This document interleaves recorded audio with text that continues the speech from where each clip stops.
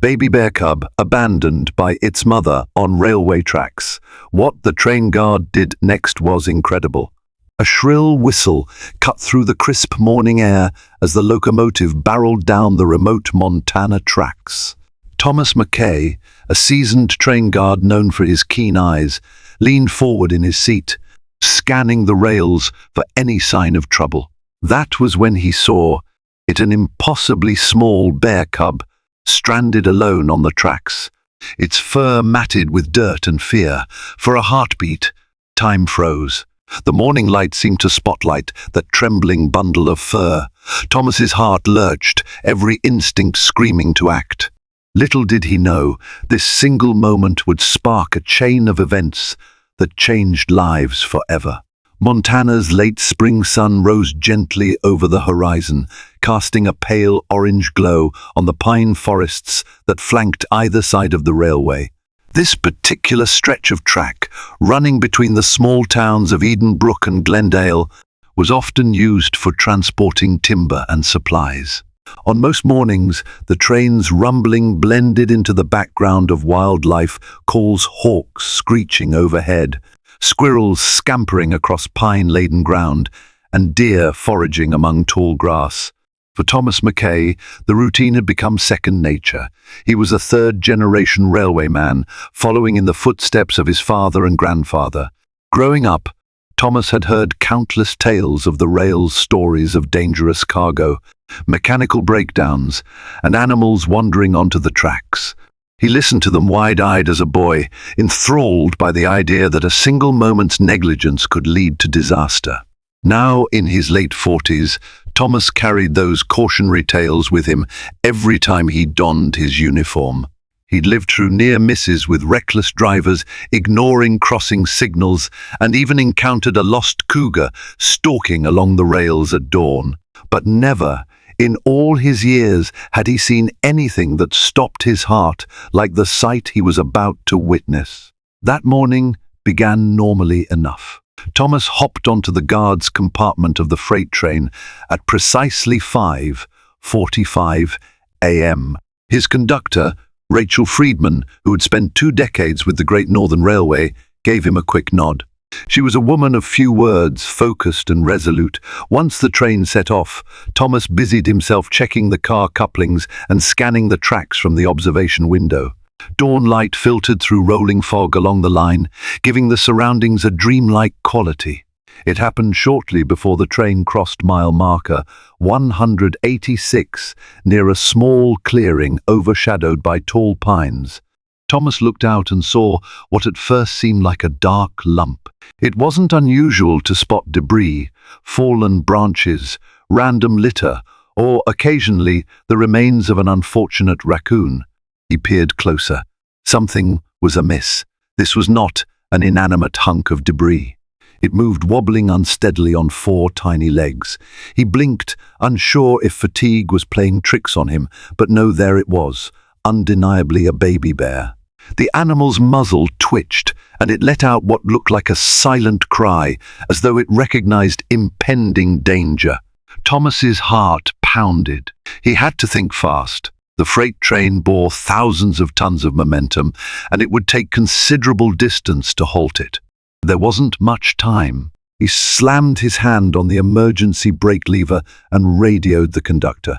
"Rachel, we've got a bear cub on the tracks," he said breathlessly. "We need to stop this train."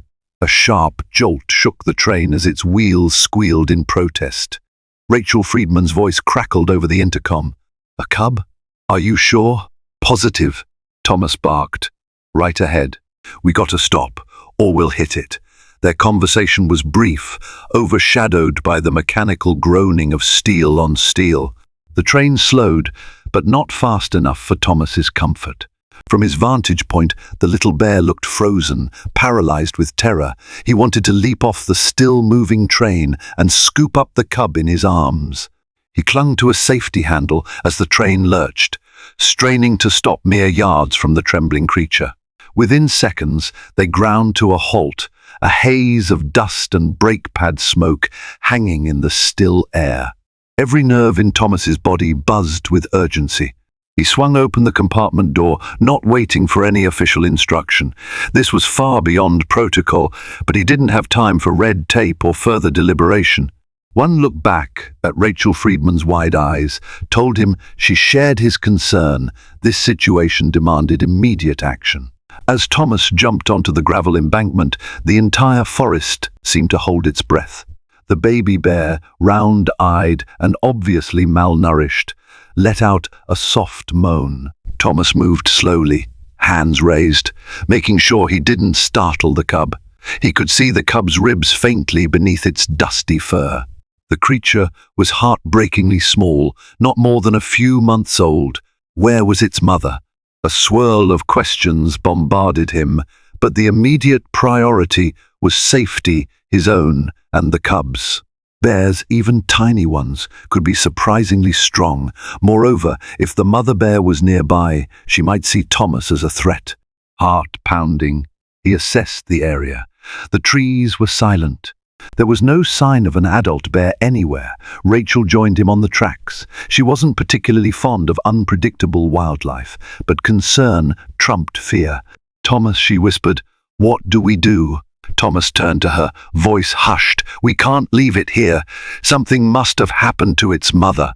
Neither of them realized how right that suspicion was, and how that single act of compassion would spark a dramatic series of events no one could have anticipated.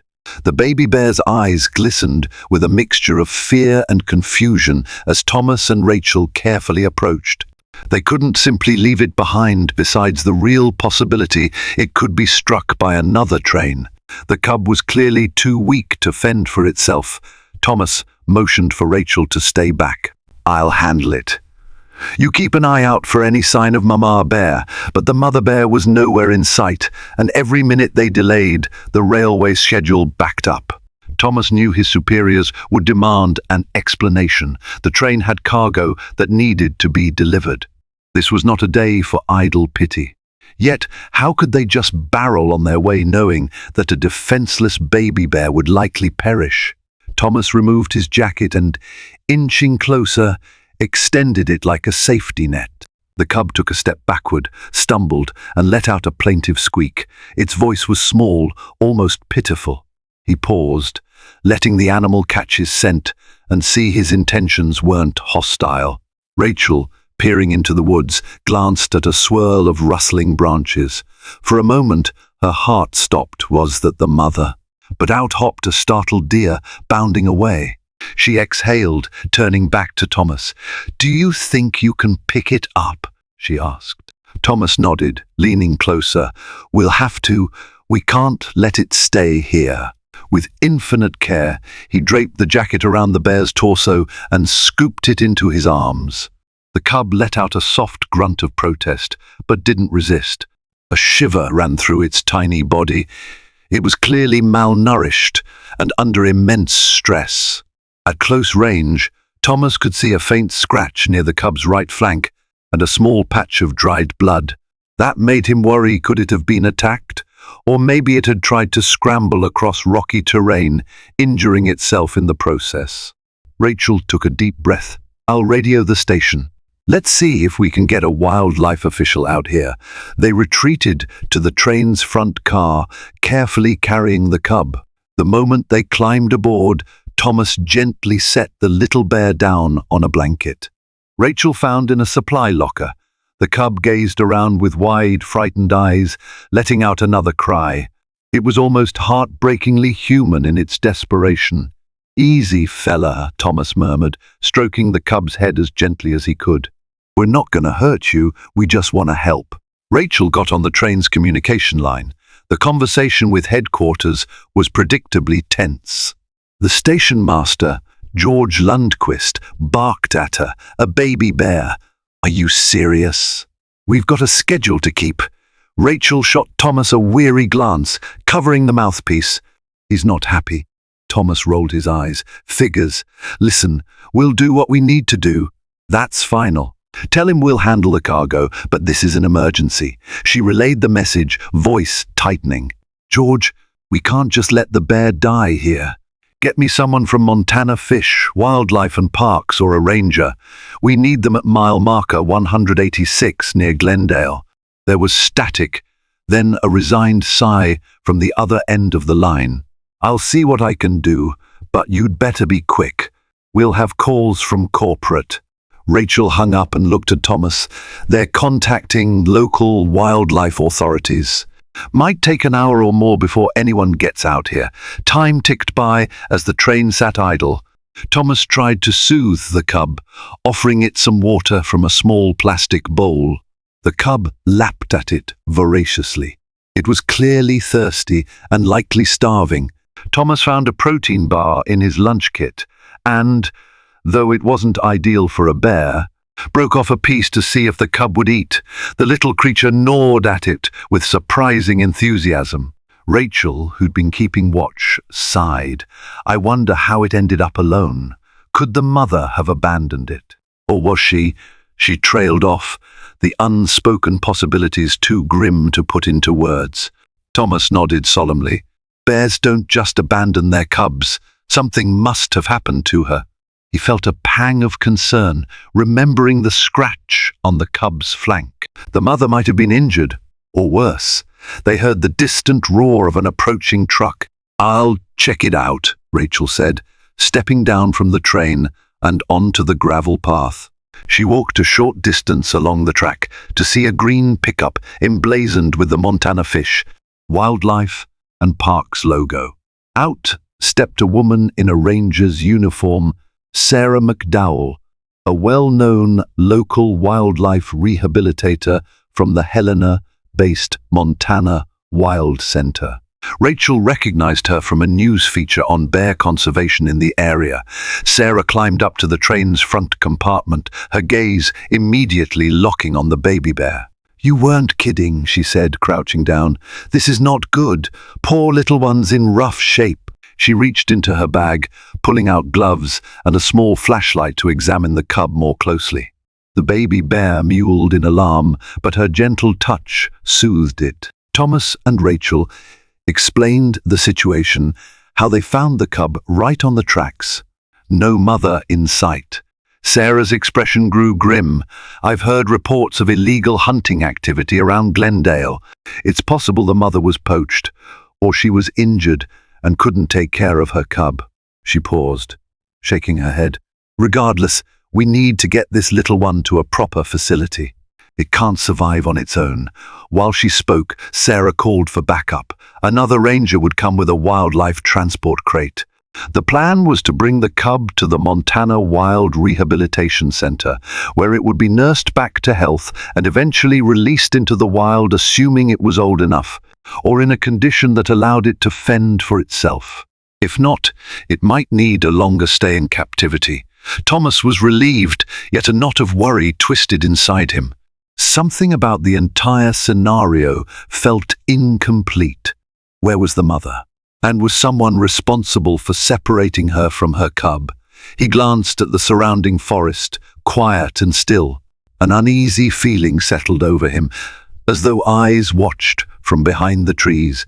Sarah rose to her feet and looked Thomas in the eye. "You did the right thing by stopping the train. Most people would have just reported it after they passed, or, worse, not bothered. You probably saved this cub's life today." Thomas exhaled, adrenaline still coursing through his veins. "I did what anyone should do." But Rachel, who had overheard Sarah's mention of illegal hunting, crossed her arms anxiously. "That's just it, though. If there's hunting or poaching, the mother could still be out there, possibly injured. We should look." Sarah nodded, brow furrowed. "I'll organize a search. For now, let's get the little one stable. Then we'll see what we can do about finding the mother."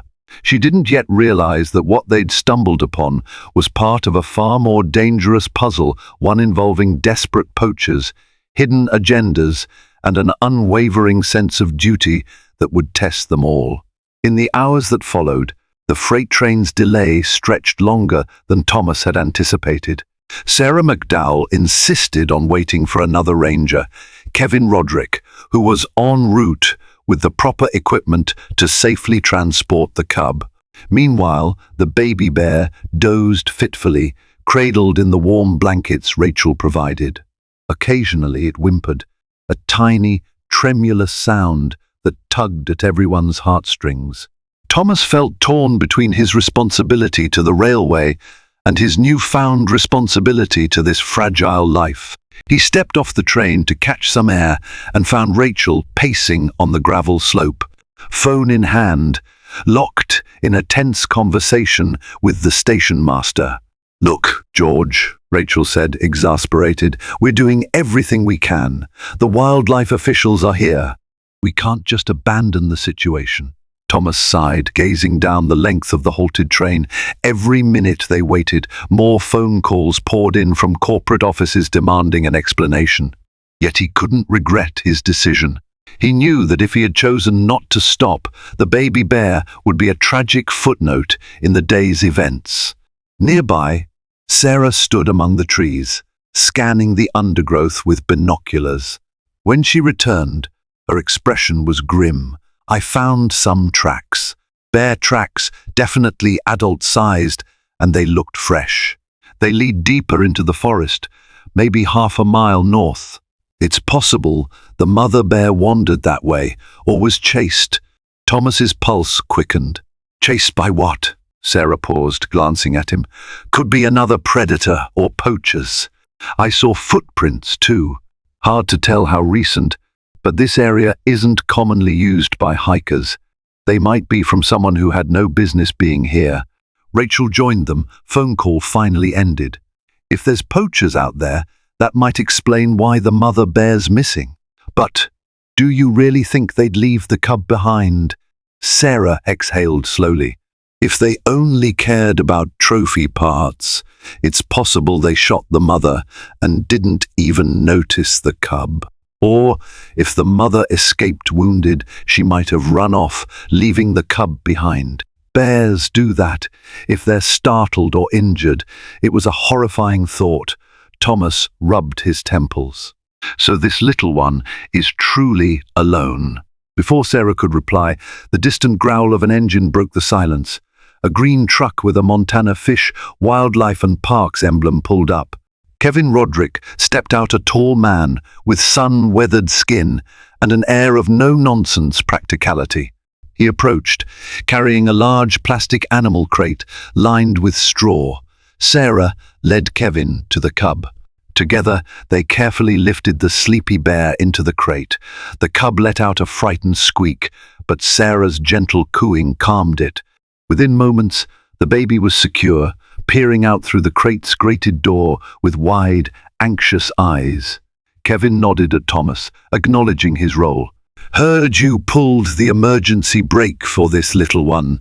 Must have been quite a sight." Thomas shrugged, feeling a sudden surge of protectiveness. "Couldn't let the train roll over it." "You likely saved its life," Kevin responded, a note of respect in his voice. Rachel joined them, looking at the crate. "So, that's it? You'll take the cub to Montana wild, right?" Sarah nodded. "Yes. We'll give it a full medical checkup, treat that scratch, and keep it warm and fed. If the mother is out there and we can find her, we'll try a reunion in a controlled environment. If not, the cub will stay with us until it's able to survive on its own." Thomas drew in a deep breath. About that mother, Sarah mentioned fresh tracks. "Could you use some help searching?" Kevin glanced at the train behind them, a line of boxcars stretching out. "Are you sure you can spare the time?" The schedule might not be too happy about that. Thomas stared at the ground, torn. Every lesson from his railway forebears told him that the train must roll on. Yet the part of him that had lifted that cub from the tracks couldn't stand the thought of leaving a wounded mother bear to suffer alone. He looked over at Rachel, who simply shrugged, a silent sign that she, too, felt uneasy about leaving the matter half-finished. "We can't just leave it like this," Thomas finally said. "If the mother's wounded, she might be in pain or endangering other people. If poachers are involved, that's a crime scene." Kevin considered him for a moment, then nodded. We'll do a quick sweep of the area, but I need to caution you, if there really are poachers, they might still be around, and they won't appreciate interference." Thomas nodded, mind made up. "Then let's be careful, but let's go." Rachel hopped down, stepping to Thomas's side. "I'm coming too." Sarah, frowning, spoke softly. "We should stick together. We'll go in one group. Keep noise to a minimum and watch your footing." She pointed to the thick stand of pines. "Tracks lead that way." Before setting off, Rachel radioed the station master again. George Lundquist's voice practically crackled with frustration. "Now you're going into the forest? For what?" "Listen, Friedman, get the train moving." Rachel's voice stayed measured, but her posture stiffened. "We have an active wildlife situation here, George. Possibly poachers. We'll be quick as we can." She cut off his tirade, clipped her walkie-talkie to her belt, and gave Thomas a determined nod. Together, with Sarah and Kevin leading, they started into the pines. A hush settled over the forest, broken only by the crunch of needles underfoot. Shafts of sunlight filtered through the canopy, illuminating swirling dust motes. The deeper they went, the more it felt like entering another world, one where every twig snap or rustle could mean a life or death encounter. Thomas kept his eyes peeled, while Sarah led the group, occasionally pausing to examine broken branches, footprints, or claw marks on trees. At one point, they found fresh scat that Sarah identified as bear droppings. "Not too old," she murmured. "We're on the right track." They pressed on, tension mounting. Finally, near a rocky outcrop, they spotted dried blood spattered across the leaves. Thomas's heart clenched. There were also bullet casings glinting on the ground. Kevin crouched, picking one up. 308 caliber. Hunting rifle, Sarah grimaced, scanning the area. Poachers, almost certainly. The mother bear might have been shot. A quiet gloom settled over them. If the mother bear had been shot, was she alive or dead? Without a carcass, they had no confirmation. Thomas's mind spun with grim scenarios, an injured bear wandering deeper into the woods, or a successful poacher who made off with a trophy pelt, leaving the baby behind. Yet something niggled at him. He couldn't find any drag marks. Typically, if a hunter bagged a large bear, there would be signs of the body being moved. No footprints indicated the carrying of a heavy load. Then Kevin called softly. Over here, he stood at the edge of a shallow ditch. There, among crushed undergrowth, lay more blood and a clump of dark fur. Thomas's stomach churned. The mother bear had definitely been here, likely bleeding heavily. But no body. Sarah crouched, examining ground. "It looks like she might have run off injured, possibly wounded enough to leave a trail, but not enough to drop on the spot." Thomas felt a surge of determination. "We keep going, right?" Kevin nodded, but he looked apprehensive. "We have to keep in mind that a wounded bear is extremely dangerous. We should suddenly." The forest erupted with noise. A sharp crack, like a gunshot, echoed through the pines. Everyone froze, hearts pounding. Thomas looked at Sarah, who mouthed one word, "Poachers." They dropped to a crouch, hearts racing. The crack of a rifle shot reverberated a second time, confirming this was no fluke.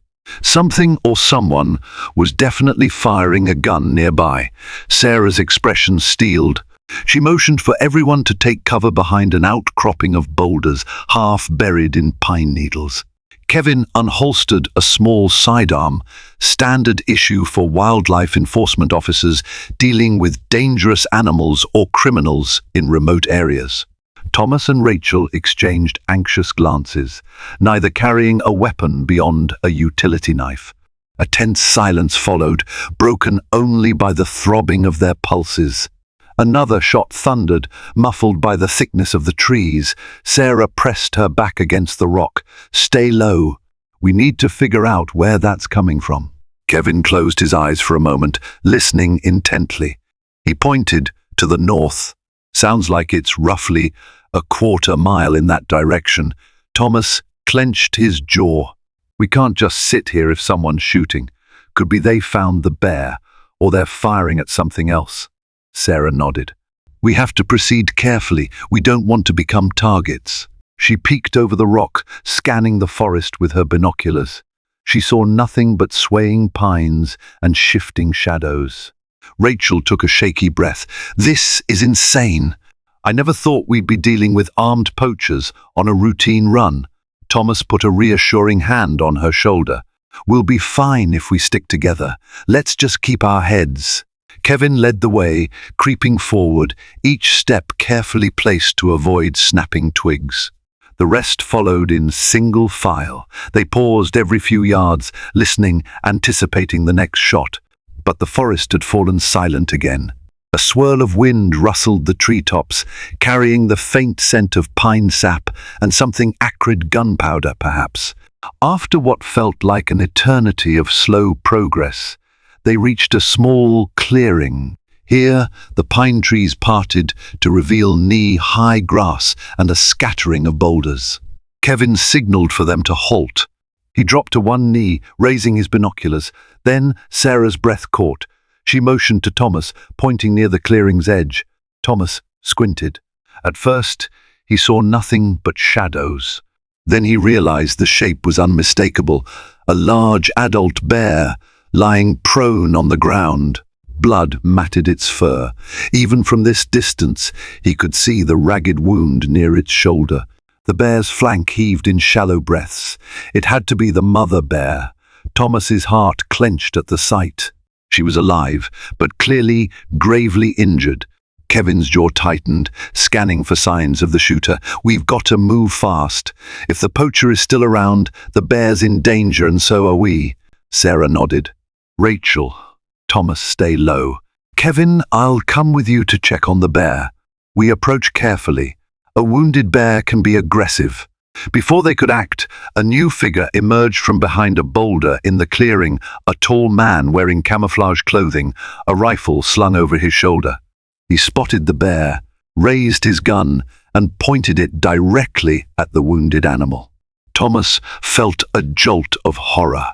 This was it, the mother bear's execution.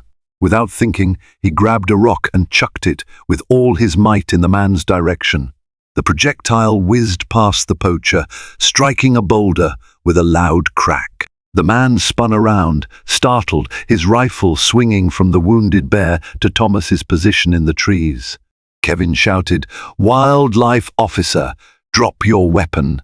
He stood up, drawing his sidearm, aiming at the poacher. The man cursed, eyes flicking between the officer and the group, partially concealed by the brush. For a second, Thomas thought he might surrender. Instead, the poacher dove behind a boulder and another shot rang out. Kevin ducked, returning fire. It was chaos. Bullets whizzed through the clearing, bark splintered off trees. Thomas flattened himself on the ground, heart pounding so hard he felt it in his throat. Rachel crawled over to him, eyes wide with panic. They heard Kevin shout, "Sarah, get down!" Sarah complied, pressing her body to the dirt. For what felt like an eternity, they lay pinned, uncertain if the poacher had help, or if more shots would come. Kevin, trained for these situations, carefully advanced around the clearing's perimeter, using trees as cover. Thomas inched his way to Sarah, whispering, "We can't leave the bear like this. She'll bleed out." Sarah swallowed. "I know, but we have to disarm him first." Another shot echoed, this one from Kevin's gun. Silence fell. Thomas could hardly breathe, waiting for the next volley. Instead, he heard Kevin's voice, raised in authority. "On the ground, now!" Slowly, Thomas rose enough to see Kevin standing over the camouflaged man, who lay face down in the grass. The poacher's rifle was a few feet away, jammed between a rock and the ground. Kevin kept his sidearm trained on the man's back. "Hands behind your head." The tension that had seized Thomas's body began to loosen. He gestured to Sarah, and together they sprinted across the clearing to the injured bear. She lay in the grass, eyes glassy with pain and exhaustion. Her breaths came in ragged huffs. Thomas crouched a safe distance away, conscious that even a gravely injured bear could lash out. Sarah inched closer, speaking softly. "Easy, Mama. It's okay." The bear's eyes flicked towards Sarah, but she didn't move otherwise. Thomas frowned at the blood-soaked fur near the bear's shoulder. "That's bad. She needs immediate veterinary care." Sarah nodded gravely. "We have to sedate her and get her to a wildlife hospital. Otherwise, she won't make it." She waved Rachel over. "Check my bag. I should have a tranquilizer kit there." Rachel hurried forward, rummaging through Sarah's pack until she found the sedative syringe. With practiced efficiency, Sarah carefully approached the bear's flank, administered the sedative, and watched as the mother bear's eyelids drooped. Within a minute, the massive creature lay still, her heavy body rising and falling with shallow breaths, but no longer conscious. While Sarah began preliminary first aid, cleaning the wound, applying pressure to slow the bleeding, Thomas glanced over at Kevin. He was cuffing the poacher's hands behind his back, reading him his rights. The man glowered, refusing to speak, except for the occasional curse. Rachel hovered near Thomas, adrenaline still pumping. "This is insane," she whispered. "We were just trying to deliver freight." Thomas gave a shaky laugh that contained little humor. "You never know what the day will bring." Kevin dragged the poacher to his feet, nudging him toward the edge of the clearing. "We'll call the authorities. County sheriff can take him in." He turned to the rest of them. "We need a bigger team to get this bear out of here. She's too large to carry easily." Sarah nodded, pressing gauze against the wound. "I'll call for a wildlife transport. We need a vehicle with a crane or a sled to move her. Let's just hope she makes it." Thomas felt a lump in his throat. Thoughts raced to the baby bear they had rescued just hours earlier. They now had the mother, wounded and possibly dying. The question loomed, would she survive long enough for a reunion? Or would the cub lose its mother forever? 4 hours later, the clearing hummed with activity. A specialized wildlife transport truck had rumbled up the rugged trail, accompanied by a small convoy of law enforcement vehicles. Sheriff Anna Wilcox, a formidable woman with short silver hair and a quiet, authoritative demeanor, stepped out of her SUV, surveying the scene with grim efficiency. She listened intently to Kevin's account of the shootout, nodding every so often. When Kevin introduced Thomas and Rachel, Wilcox shook their hands, her gaze reflecting both gratitude and concern. "It's not often we get civilians stepping into a poacher situation," she said. "You two are either very brave or very reckless." Thomas offered a faint, self-conscious smile, maybe both. Meanwhile, Sarah supervised the mother bear's transfer onto a sturdy tarp. The tranquilized animal was still unconscious, but her labored breathing indicated just how dire her condition was. Several wildlife specialists helped hoist the tarp onto a motorized sled that could be towed by the transport truck. With each careful maneuver, the bear let out a low groan. Time was of the essence. Thomas and Rachel stood back, feeling strangely out of place amid the flurry of uniforms, medical gear, and official vehicles. They had played a pivotal role, yet this was a realm they rarely entered. To distract himself, Thomas studied the poacher, who sat in the back of a police cruiser, hands cuffed behind him. The man stared defiantly, refusing to meet anyone's gaze. Sheriff Wilcox stepped over, following his line of sight. "We'll book him for illegal hunting, use of a firearm on protected land, and endangering the public. Possibly more charges, depending on what the county attorneys decide." Thomas nodded, the anger he felt earlier rising again. "Glad to hear it. Do you think he was working alone?" Wilcox shrugged. "We'll question him. Poaching rings often have multiple parties. But for now, we've got at least one off the streets." Soon, the wildlife transport truck was ready to depart, the mother bear strapped securely in place. Sarah approached Thomas and Rachel, her face etched with worry. "We're heading to Helena's Wildlife Hospital. The wound is deep, and she's lost a lot of blood. There's a real risk of infection or organ damage, but she has a fighting chance. Thomas swallowed hard, recalling the tiny bear cub back at Montana Wild. If she survives, can she be reunited with her cub? Sarah placed a reassuring hand on his shoulder. That's the hope. If she's stable, we'll keep mother and cub together in a specialized enclosure. That bond is critical. Rehabbing them together increases the cub's odds of a successful return to the wild. Rachel exhaled, relief mingling with apprehension. I hope it works out. Keep us posted? Of course, Sarah nodded. And thank you, both of you. She hesitated, then added, if you hadn't found that cub, we might never have discovered the mother in time. Thomas managed a small smile. That's what we're here for, right? As the truck carrying the mother bear rumbled away, a wave of exhaustion crashed over Thomas. He slumped against a tree, rubbing his eyes. The adrenaline had worn off, leaving him drained. Rachel stood beside him, looking equally spent. They watched the vehicles vanish down the dirt road, leaving only a few local officers at the scene to collect evidence. So now what? Rachel asked softly. Thomas shrugged wearily. We get back to the train, finish our run. Try to explain all this to corporate. Rachel let out a rueful laugh. I'm sure that'll be a fun conversation. They trudged back through the forest, finding the path they'd followed earlier. In the afternoon light, the pines seemed less ominous, as though the forest itself breathed a sigh of relief. Birds chirped overhead, squirrels darted along branches, oblivious to the life and death drama that had just played out. It took nearly an hour to return to mile marker 186. The train waited where they had left it, an unmoving metal behemoth on the tracks. To Thomas, it felt like days had passed since he last stood in the guard's compartment. In reality, the entire ordeal had unfolded in a matter of hours. When they finally climbed aboard, they found a stack of messages waiting for them. George Lundquist had called repeatedly, each message more exasperated than the last. Rachel listened to them in stoic silence.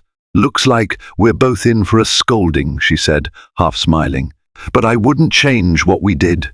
Thomas nodded, gazing down the tracks. Nor would I. Some things are more important than a schedule. They resumed the journey toward Glendale. The engine chugged forward, wheels squealing against the rails. Thomas found himself staring out the window, mind replaying the day's events. The baby bear's terrified eyes, the mother's ragged breathing, the crack of gunfire in the quiet woods.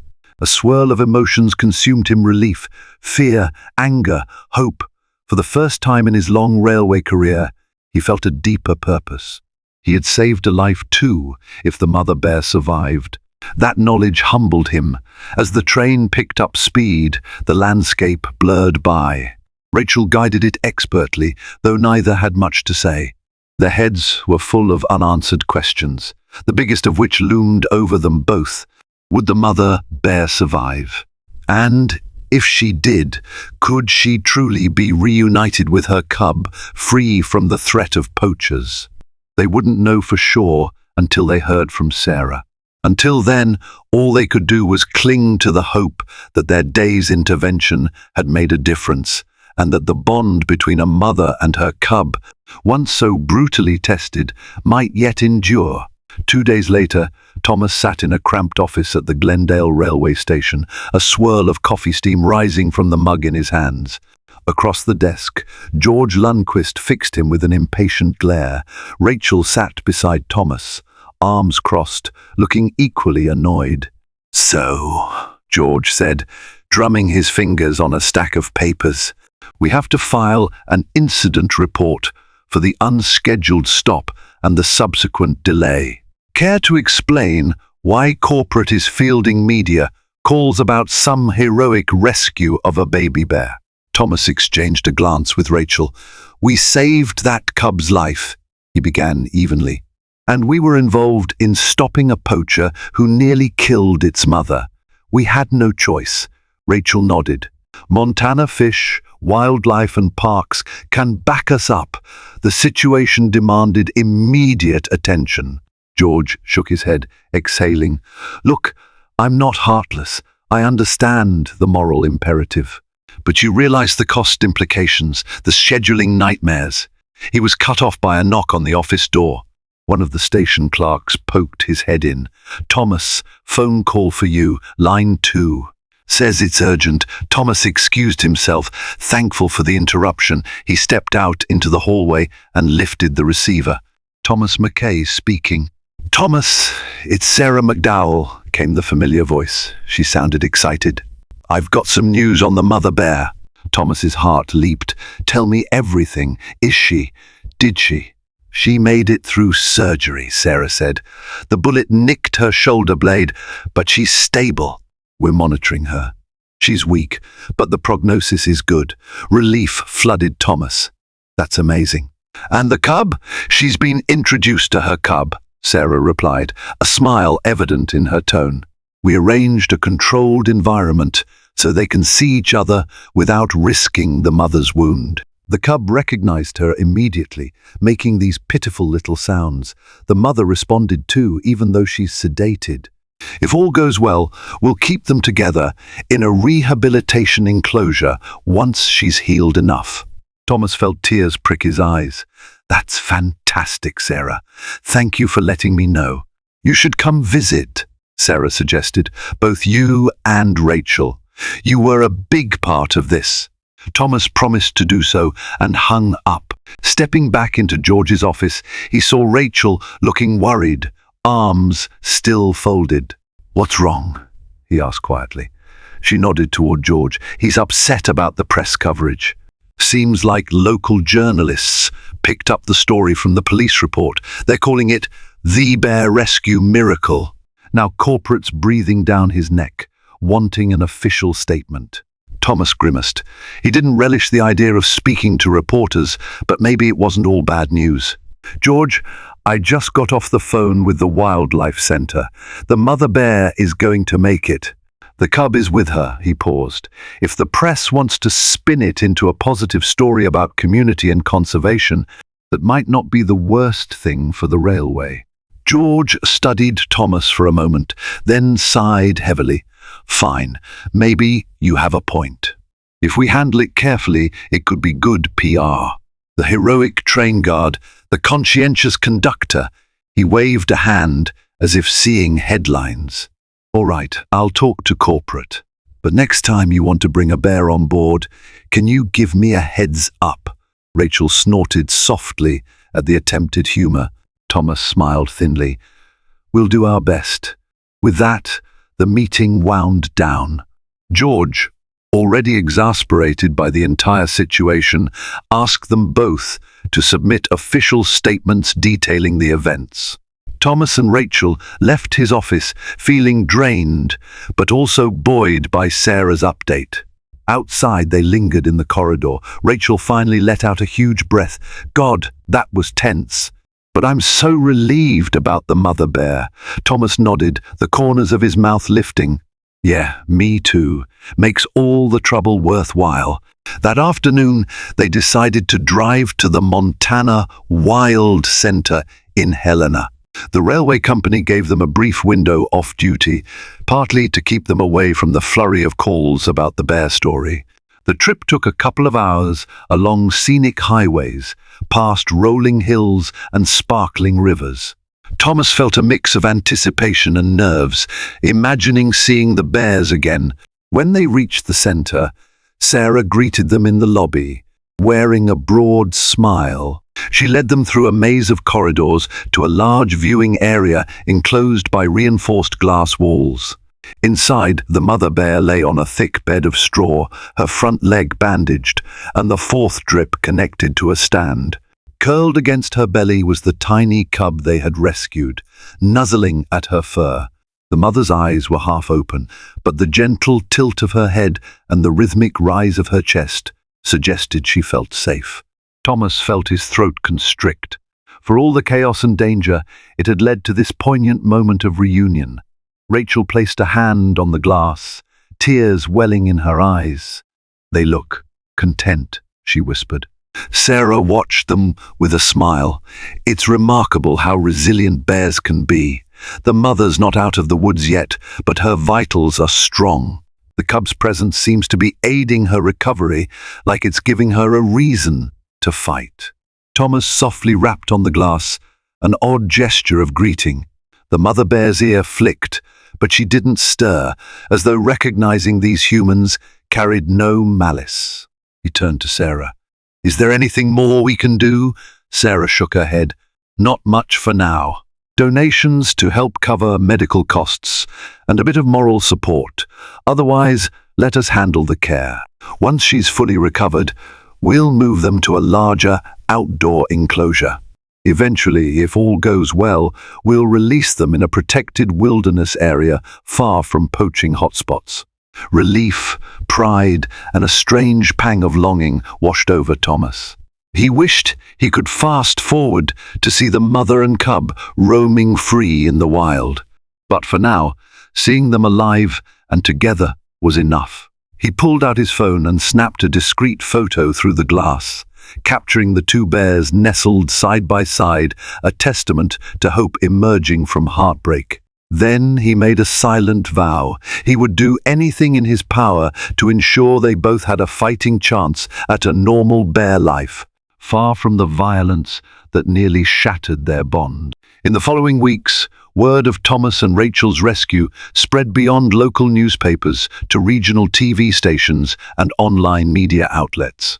Journalists hailed them as everyday heroes.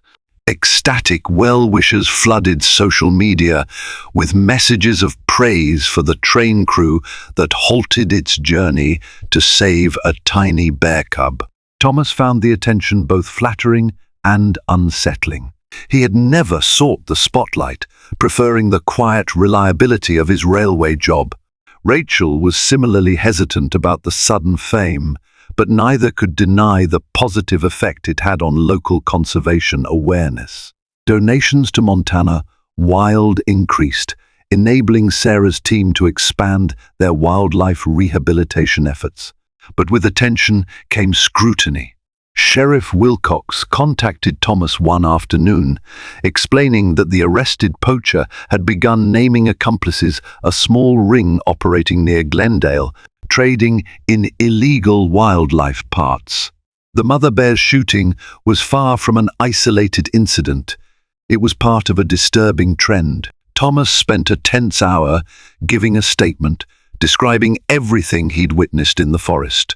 Some of the men indicted were local, which meant potential backlash. Sure enough, a week later, Thomas received a chilling note in his personal mailbox. No return address. Just a typed message. Mind your business if you know what's good for you. He showed the note to Rachel, who frowned. They're trying to scare you. Probably the rest of the ring worried you'll testify. Thomas shrugged, forcing a confidence he didn't entirely feel. If they think a threat will shut me up, they're wrong. We're in this now, and I'm not backing out. Rachel squeezed his shoulder in silent support. Tension lingered, but neither was willing to let fear overshadow what they had accomplished. They stayed in touch with Sarah, who provided regular updates on the mother bear's slow but steady recovery. The cub, affectionately dubbed Lucky by the staff, grew stronger by the day, often climbing on its mother's back or batting at her ears like a playful kitten. Occasionally, Thomas visited the center, accompanied by his wife, Angela, or sometimes with Rachel. Seeing the cub bounding around the enclosure, testing newfound energy, never failed to uplift them. The mother bear still bore a healing scar on her shoulder, but her gait improved each week. Rangers and vets believed that in a few more months, she and her cub would be candidates for release. One crisp morning in late summer, Thomas received a call from Sarah. She sounded thrilled. We've scheduled the mother bear's release. The bullet wound has healed nicely, and her strength is almost back to normal. The cub is healthy and old enough to adapt. We've partnered with a neighboring wildlife reserve that has minimal hunting pressure and robust enforcement. The reintroduction is planned for next week. Thomas could hardly contain his excitement. Fantastic. He paused, swallowing the lump in his throat. Do you think I could be there? You know, for the release? Sarah laughed softly. We'd love for you to come. You and Rachel. It might give the bears some comfort to see familiar faces at a distance, though they're wild animals. So we're careful about anthropomorphizing, but you two deserve to witness this moment. Thrumming with anticipation, Thomas arranged to take a day off. Rachel did the same. The date was set for a Tuesday morning in the remote zone of the Gallatin National Forest, about 90 miles from Glendale. When the day arrived, they caravanned in 2 vehicles, one carrying the sedated bears in specialized crates, the other carrying Thomas, Rachel, Sarah, and a few other wildlife officials. The road wound through dense forest, eventually reaching a grassy clearing near a gently flowing river, the perfect habitat for mother and cub. Sarah and her team prepped the location, ensuring no other large predators were nearby. Then, with a tranquilizer gun on standby just in case, they carefully opened the crates. The mother bear lumbered out first, her eyes blinking away grogginess. Behind her bounded Lucky, excitedly sniffing the tall grass. Thomas's heart pounded as he and Rachel stood 100 feet away, partly concealed by an observation blind. He held his breath, afraid any movement might startle the animals.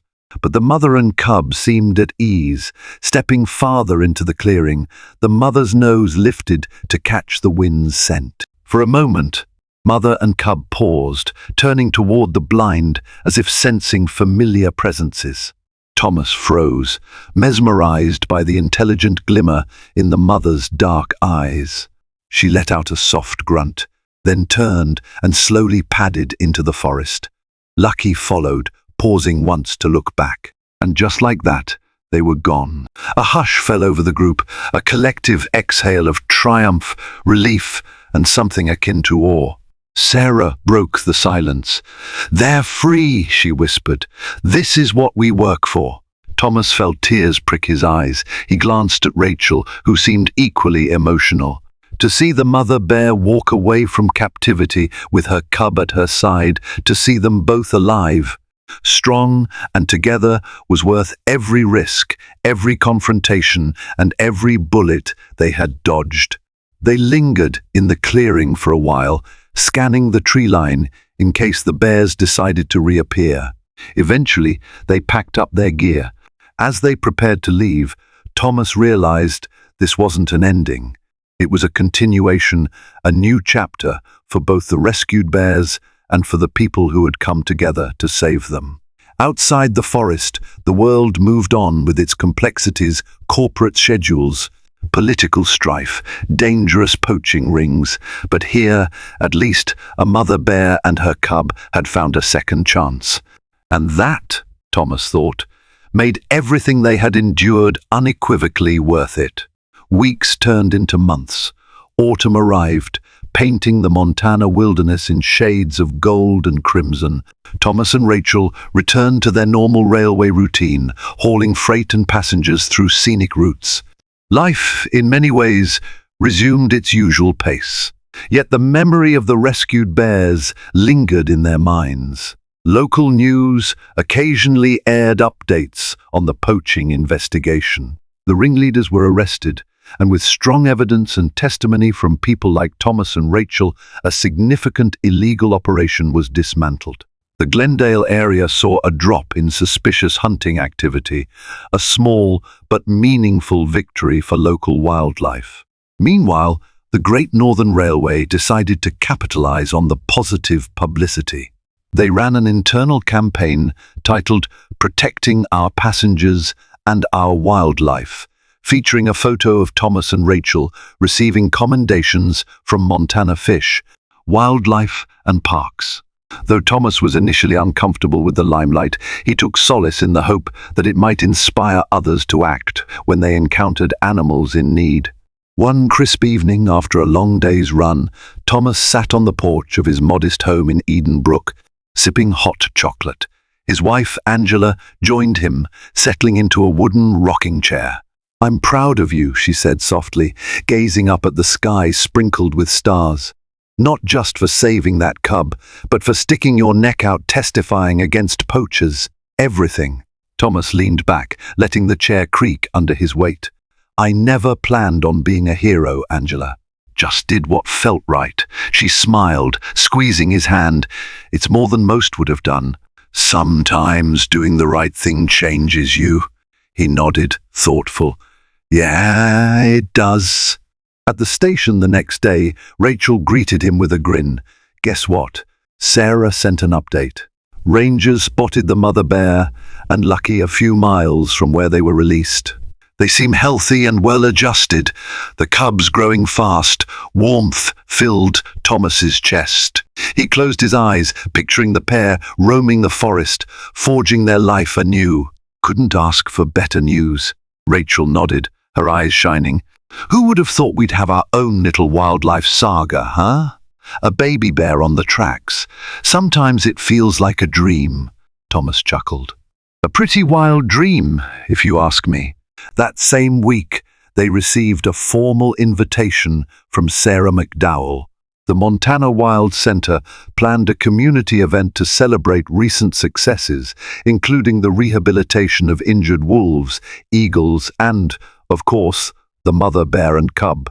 Sarah asked Thomas and Rachel to share a few words about their experience, hoping it would encourage community engagement in wildlife conservation. The event took place on a crisp Saturday afternoon under a large pavilion near the center's main compound. Families strolled around, gazing at educational exhibits. Local vendors sold artisanal crafts, and children giggled as they followed an animal tracks scavenger hunt. A small stage was set up for speeches and presentations.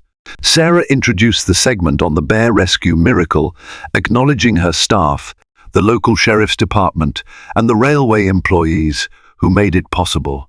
She then invited Thomas and Rachel to join her at the podium. A hush fell over the crowd. Thomas suddenly felt a wave of nerves. Public speaking wasn't his forte. He cleared his throat, glancing at Rachel, who gave him a supportive nod. Hello, everyone. I'm Thomas McKay," he began. "Most days, I'm just a train guard, making sure everything runs smoothly on the rails." But one morning, that routine changed forever. He recounted the bare bones of the story, spotting the cub, stopping the train, discovering the wounded mother, and confronting poachers. He kept it humble, attributing much of the success to Sarah, Kevin, and the rest of the wildlife team. When he finished, applause erupted. Rachel stepped forward, adding a few words about the emotional impact of seeing the mother and cub reunited. She ended with a plea to the audience to remain vigilant about poaching and to support local conservation efforts. Thunderous claps and cheers followed. In the sea of onlookers, Thomas spotted Angela wiping tears, beaming with pride. He caught her eye and smiled gently. For all the difficulty and danger, this moment felt like a triumph of compassion over cruelty. After the event, they mingled with guests.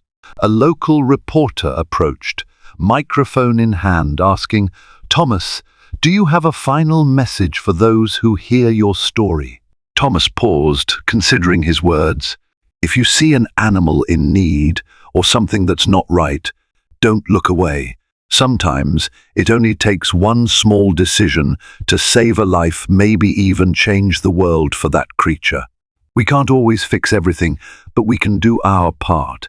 And as the afternoon light slanted across the pavilion, enveloping the crowd in a warm glow, Thomas felt a sense of closure.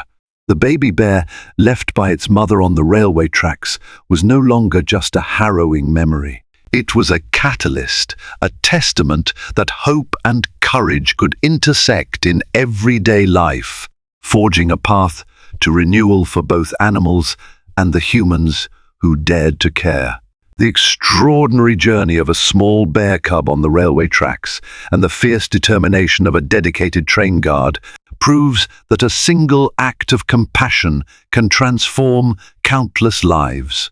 From the moment Thomas Mackay stopped the locomotive to save the cub, to the mother's harrowing rescue from poachers, hope and courage illuminated every twist and turn. Their story reminds us that when we stand up for what's right, risking comfort, security, and sometimes our very safety, we can protect the vulnerable and preserve the wild beauty that shares our world. If this tale stirred your heart, show your support by hitting the like button, sharing it with friends and family, and subscribing to this channel. Spread the message that heroism can emerge from the most ordinary moments, and that each of us can play a role in defending life, both on and off the tracks.